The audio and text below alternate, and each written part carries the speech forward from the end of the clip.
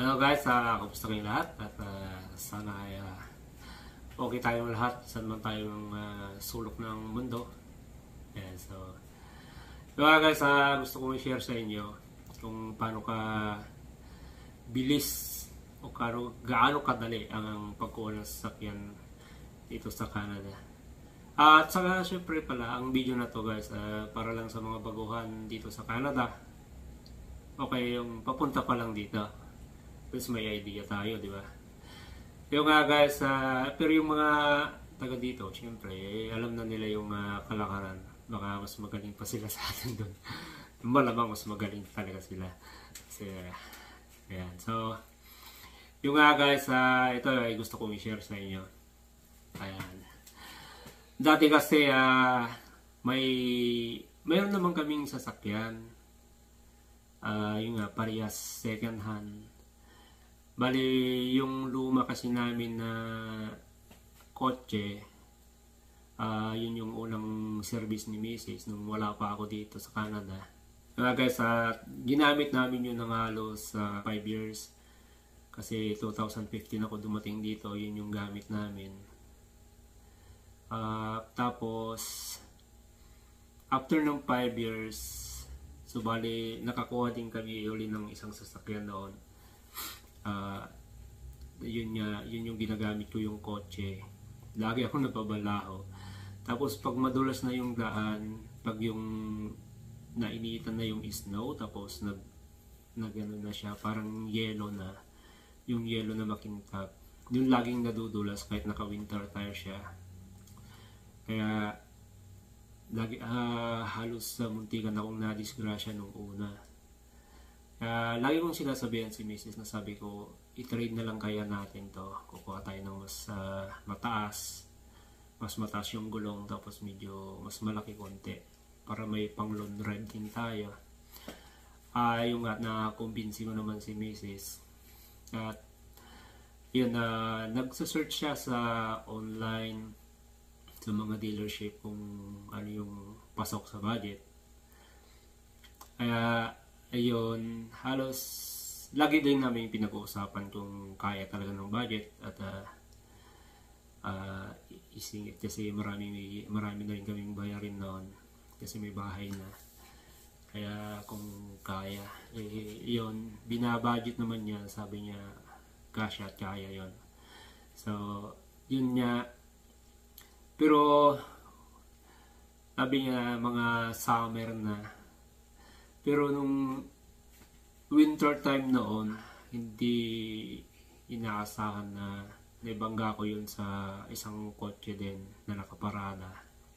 Nawasak yung harap, tapos yung pintuan sa may driver side, sobrang yupi. Pero yun, pangalawang buhay ko yun. At ang kagandahan lang nun, wala man lang akong gas-gas noon.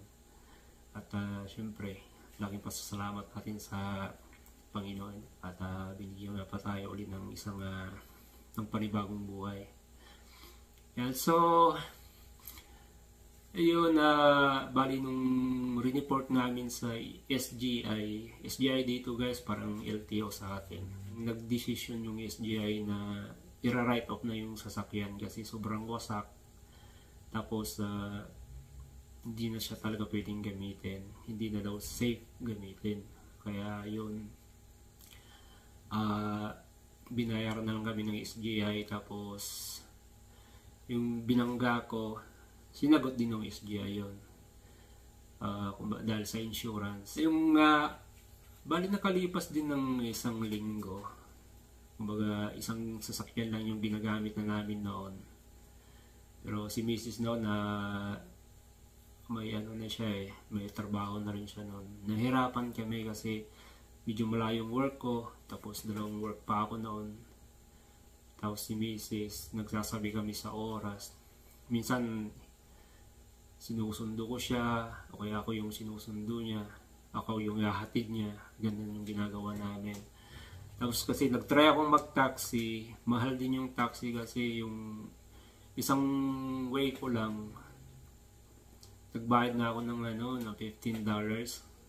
Eh, siyempre pag laging ganun, malaki din yung pag naipon. Kaya isang linggo namin na trinay ng ganon kung kakayanin namin. At hindi nga kami nagtagal kasi sobrang hirap na.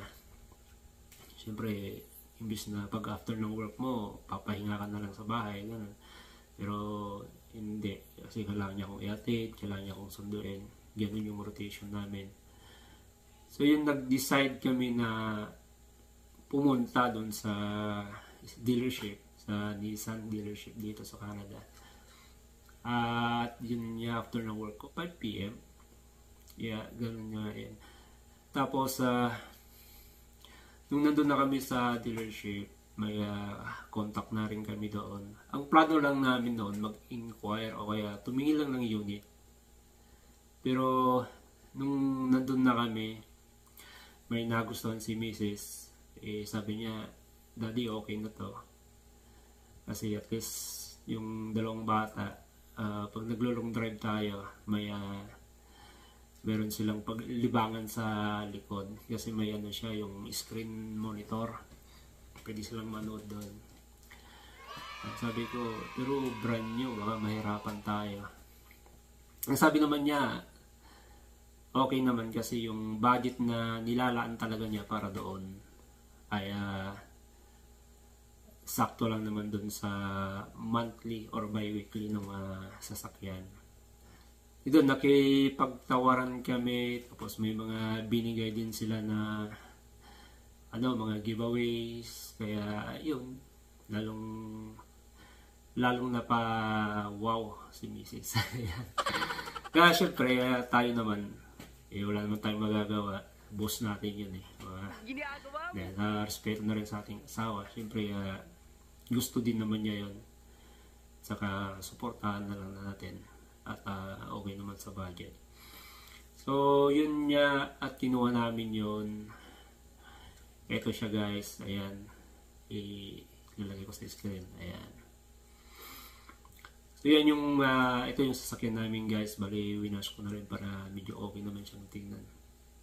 Ayan. So, ang pagbayad namin dito bi-weekly. So, bali 356 bi-weekly. So, parang 700 plus yung monthly niya. Canadian dollars yon. Hanggang sa na-settle yung usapan.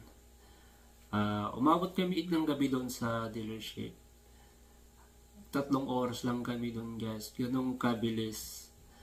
Naiuwi namin agad yung sasakyan. Yeah. Kumbaga, ikumpara natin sa Pinas, medyo, ayan, maraming proseso. Kasi, yun, yung last video ko, kung napanood nyo yun. Kubuha ko dati ng Wave 100, Honda Wave 100. Ang daming hinahanap na requirements. Tapos, kinuhanan ako ng barangay clearance, police clearance, sidula. Tapos, nung hindi ko pa nauwi agad motor. Bali, ang sabi nila sa akin, isi-CI pa daw nila ako. So, sabi ko, ilang araw nila ako bago i-CI. Ayun nga, sabi nung doon, pausap ko dati doon sa Honda. Sabi niya, 2 to 3 days, may darating doon na magsi-CI sa'yo. Dumating naman siya after 2 days. Pero hindi ko pa rin agad nakuha yung sasakyan.